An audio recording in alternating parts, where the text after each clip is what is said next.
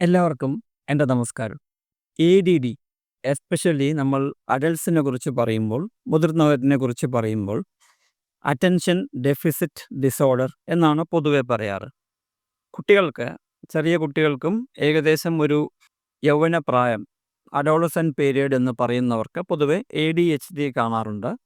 ഈ ADHD പിന്നീട് പൊതുവെ കൺവേർട്ടായി അഡൾട്ട് ADD ആയി മാറാറുണ്ട്, അറ്റൻഷൻ ഡെഫിസിറ്റ് ഡിസോർഡർ. അപ്പോൾ അറ്റൻഷൻ ഡെഫിസിറ്റ് ഡിസോർഡറിൻ്റെ ഏറ്റവും പ്രധാനപ്പെട്ട ലക്ഷണം എന്ന് പറയുന്നത് ചെയ്യുന്ന പ്രവൃത്തികളിൽ ഫോക്കസ് ചെയ്യാൻ കഴിയുകയില്ല എന്നുള്ളതാണ്.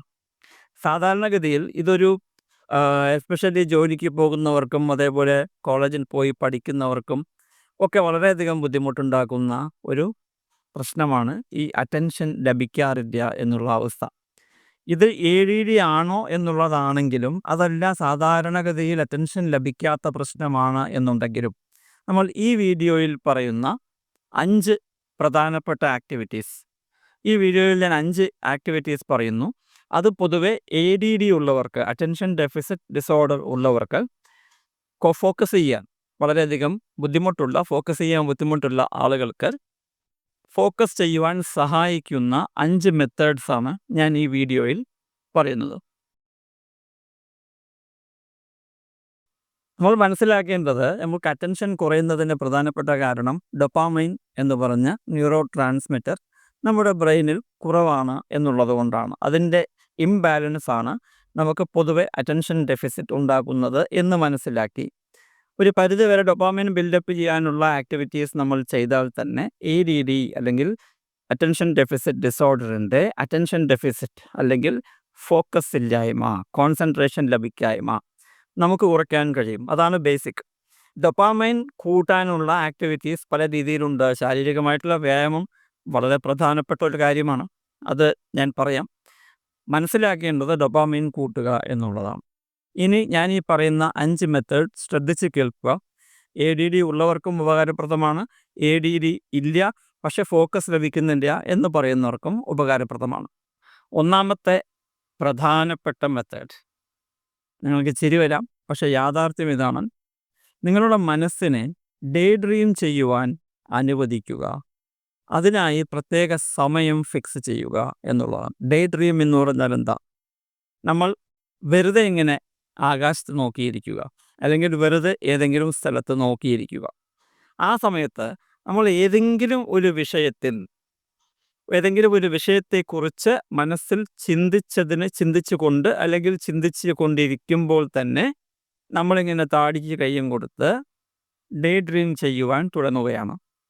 ഉദാഹരണത്തിന്, TV-യുടെ സർക്യൂട്ട് എങ്ങനെയിരിക്കും, അതല്ലെങ്കിൽ നമ്മുടെ രസതന്ത്രത്തിലെ ഏതെങ്കിലും കെമിസ്ട്രിയിലത്തെ എന്തെങ്കിലും ഭാഗം അതെന്തായിരിക്കും അങ്ങനെ, അതല്ലെങ്കിൽ ജോലി ചെയ്യുന്ന ആളുകൾ അക്കൗണ്ടൻസിയിൽ എന്തെങ്കിലും ബോറിംഗ് വന്നു കഴിഞ്ഞാൽ അക്കൗണ്ടൻസിയുടെ ഏതെങ്കിലും ഭാഗം ഇതിങ്ങനെയാണോ ചെയ്യേണ്ടത് എന്ന് ചിന്തിച്ച് തുടങ്ങിക്കൊണ്ട് ഡേ ഡ്രീം ചെയ്യുക. സാധാരണഗതിയിൽ ഓഫീസിൽ ഇരിക്കുമ്പോൾ നമുക്ക് ഡേ ഡ്രീം ചെയ്യാൻ കഴിയില്ല, എന്നിരുന്നാലും ചെയ്യരുത്, ഞാൻ ഒരിക്കലും അങ്ങനെ പറയില്ല. പക്ഷേ ഒരു ദിവസം ഡേ ഡ്രീം ചെയ്യുവാൻ വേണ്ടി ഒരു 25-30 മിനിറ്റ് സെറ്റ് അസൈഡ് ചെയ്യുക, മാറ്റിവെക്കുക. എന്നിട്ട് ആ ഡേ ഡ്രീം ചെയ്യുന്ന സമയം അലാറം വെച്ച് ചെയ്യണം, എന്നാലും അതിൻ്റെ ഗുണം കിട്ടുക. അങ്ങനെ ഡേ ഡ്രീം ചെയ്യാൻ തുടങ്ങുമ്പോൾ ഏതെങ്കിലും ഒരു ടോപ്പിക് മനസ്സിൽ കൊണ്ടുവന്ന് അതിന് തക്കവണ്ണം ഡേ ഡ്രീം സ്റ്റാർട്ട് ചെയ്യുക. പിന്നെ അതിനെ അതിൻ്റേതായ രീതിയിൽ വൈൽഡായി റോം ചെയ്യുവാൻ, ഡേ ഡ്രീം എന്നുള്ള അവസ്ഥയിലേക്ക് പോകുവാൻ അനുവദിക്കുക. അരമണിക്കൂർ കഴിഞ്ഞ് ഒരു സിഗ്നൽ, അലാറം അടിക്കുമ്പോൾ നമ്മൾ അവെയർ ആവുകയും ആ ഡേ ഡ്രീം സ്റ്റോപ്പ് ചെയ്യുകയും ചെയ്ത് വീണ്ടും അടുത്ത 5 മിനിറ്റ് നേരത്തേക്ക് ഒന്നുകൂടി ഡേ ഡ്രീം ചെയ്യുക. 5 മിനിറ്റ് കഴിഞ്ഞ് അലാറം അടിക്കും.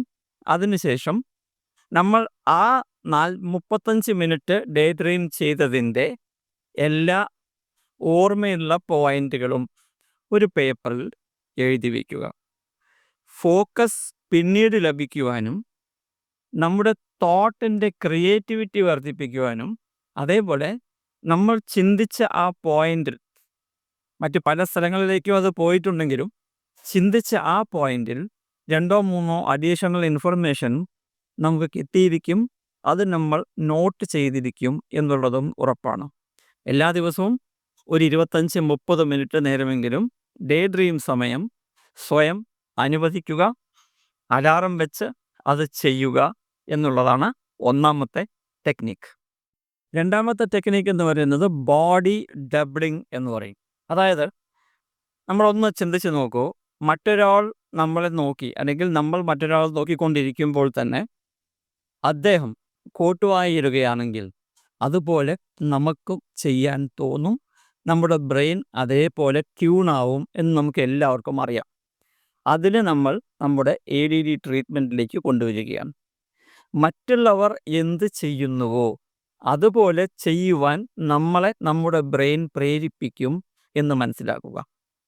അപ്പോൾ നമുക്ക് ഈ പറയുന്ന ഫോക്കസ് ഇല്ലാത്ത സമയത്ത് നമ്മുടെ കൂട്ടുകാരുടെ അടുത്ത് പോയി ഇരുന്ന് അവർ ചെയ്യുന്നത് എന്താണ് എന്ന് നോക്കി നമ്മൾ ചെയ്യാൻ ശ്രമിച്ചാൽ, ഓഫീസിൽ നമ്മുടെ അക്കൗണ്ടൻ്റ് ആണ് എന്നുണ്ടെങ്കിൽ നമ്മുടെ പോലെ തന്നെ അക്കൗണ്ടൻ്റ് ആയിട്ടുള്ള വേറൊരു അടുത്ത് പോയിരുന്ന്, ജൂനിയർ അക്കൗണ്ടൻ്റ് ആയാലും സീനിയർ അക്കൗണ്ടൻ്റ് ആയാലും അദ്ദേഹത്തിൻ്റെ അടുത്ത് പോയിരുന്ന് അദ്ദേഹം ചെയ്യുന്ന കാര്യങ്ങൾ നോക്കി നമ്മൾ ചെയ്യാൻ ശ്രമിച്ചാൽ, അദ്ദേഹത്തെ നോക്കിയിരുന്നാൽ തന്നെ അത് ചെയ്യണം എന്നുള്ള ചെയ്യുവാനുള്ള ആഗ്രഹം, അതിനുള്ള ഒരു ഏർജ് നമ്മുടെ മനസ്സിൽ അല്ലെങ്കിൽ ശരീരത്തിൽ വരികയും പിന്നീട് നമ്മൾ 5 മിനിറ്റ് അങ്ങനെ നോക്കിയിരുന്നതിന് ശേഷം പിന്നീട് നമ്മുടെ കമ്പ്യൂട്ടറിൽ ടേബിളിൽ അല്ലെങ്കിൽ പഠിക്കാനുള്ള സ്ഥലത്ത് പോയി ഇരുന്ന് കഴിഞ്ഞാൽ സ്വാഭാവികമായിരിക്കും നമുക്ക് ആ ഫോക്കസ് തിരിച്ചു ലഭിക്കുകയും ചെയ്യുന്നു.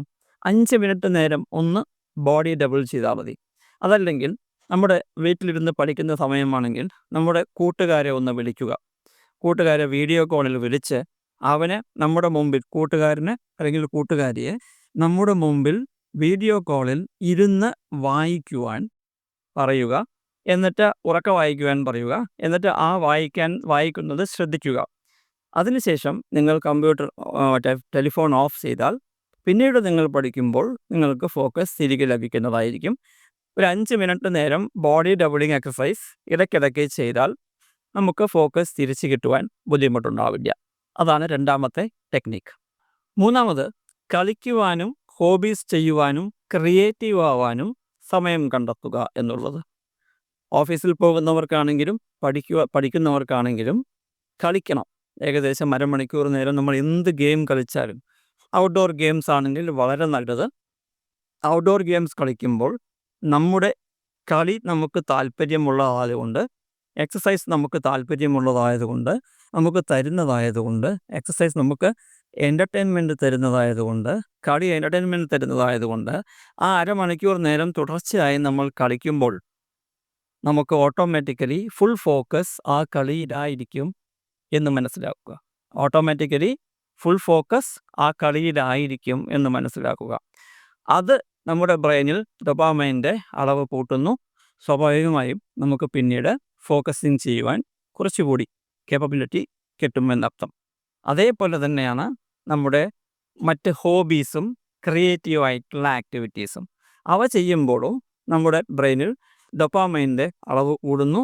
സ്വാഭാവികമായിട്ടും നിങ്ങൾക്ക് കൂടുതൽ ഫോക്കസ് ചെയ്യുവാൻ കഴിയുന്നു.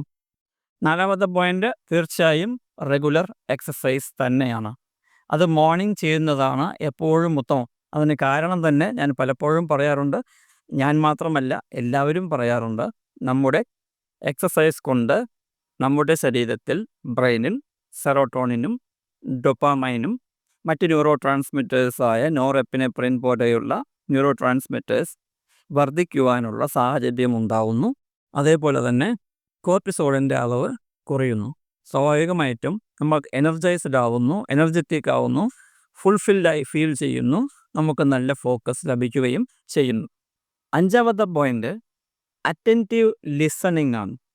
നമുക്ക് ഫോക്കസ് ചെയ്യാൻ കഴിയുന്നില്ല, പക്ഷെ ഞാൻ എങ്ങനെ ഇതുപോലെ ലിസൺ ചെയ്യണം, ഫോക്കസ് ചെയ്ത് ലിസൺ ചെയ്യാൻ, കേൾക്കാൻ ശ്രമിക്കൂ എന്ന് പറയുമ്പോൾ അറ്റൻറ്റീവ് ലിസണിങ്ങിൻ്റെ മറ്റൊരു വേ ആണിത്. അത് എങ്ങനെയാണ് ചെയ്യുന്നത് എന്ന് പറഞ്ഞാൽ, നമ്മൾ ഒരു കാര്യം മറ്റുള്ളവരെ കൊണ്ട് ചെയ്യിക്കുമ്പോൾ അല്ലെങ്കിൽ അവർ ചെയ്യുമ്പോൾ, സംസാരിക്കുമ്പോൾ അവരെ ശ്രദ്ധിക്കുക.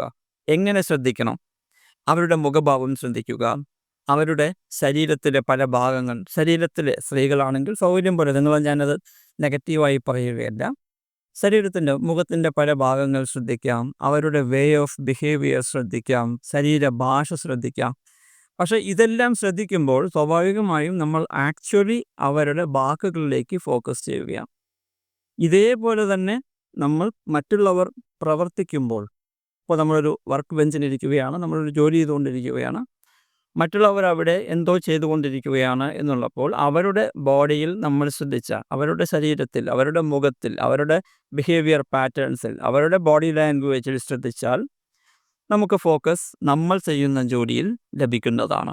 അതേപോലെ പാട്ട് കേൾക്കുമ്പോൾ പാട്ടിൽ ശ്രദ്ധിക്കുക. അറ്റൻറ്റീവ് ലിസണിങ് എന്നാണ് പറയുന്നത്. ആക്റ്റീവ് ലിസണിങ് എങ്ങനെയാണ്? പാട്ടിൽ ശ്രദ്ധിക്കുക, പാട്ടിൻ്റെ വരികളിൽ ശ്രദ്ധിക്കുക, അതിൻ്റെ ഉള്ളിൽ പോയി അതിൻ്റെ മ്യൂസിക്കിൽ ശ്രദ്ധിക്കുക.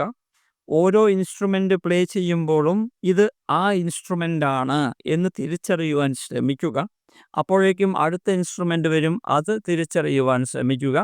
അപ്പോഴേക്കും പാട്ടിൻ്റെ അടുത്ത ലൈൻ വരും, അത് ശ്രദ്ധിക്കുക. പാട്ടിൻ്റെ അർത്ഥം പിടിച്ചെടുക്കുവാൻ ശ്രമിക്കുക. വീണ്ടും മ്യൂസിക് വരുന്നു, ഇൻസ്ട്രുമെൻറ്റിൽ ശ്രദ്ധിക്കുക, ഏത് ഇൻസ്ട്രുമെൻ്റാണ് എന്ന് തിരിച്ചറിയുവാൻ ശ്രദ്ധിക്കുക. അങ്ങനെയെല്ലാം അറ്റൻറ്റീവായി അല്ലെങ്കിൽ മൈൻഡ്ഫുള്ളായി നമ്മൾ ലിസൺ ചെയ്യുമ്പോൾ, കേൾക്കുമ്പോൾ നമ്മുടെ ബ്രെയിനിൽ ഈ ഡോപാമൈൻ്റെ അളവ് സ്വാഭാവികമായിട്ടും കൂടുകയും പിന്നീട് നമ്മുടെ ഫോക്കസ് വർദ്ധിക്കുകയും ചെയ്യും. ഈ 5 ടെക്നിക്കാണ് എനിക്ക് നിങ്ങളോട് പറയുവാനുള്ളത്. അത് സാധാരണഗതിയിൽ ADD ഉള്ളവർക്കും വളരെയധികം ഉപകാരപ്രദമാണ്. അതല്ലാതെ, അതുകൂടാതെ തന്നെ സാധാരണഗതിയിൽ അറ്റൻഷൻ കുറവാണ്, എനിക്ക് ഫോക്കസ് കിട്ടുന്നില്ല എന്ന് പറയുന്നവർക്കും ഇത് വളരെയധികം ഗുണകരമായിരിക്കും.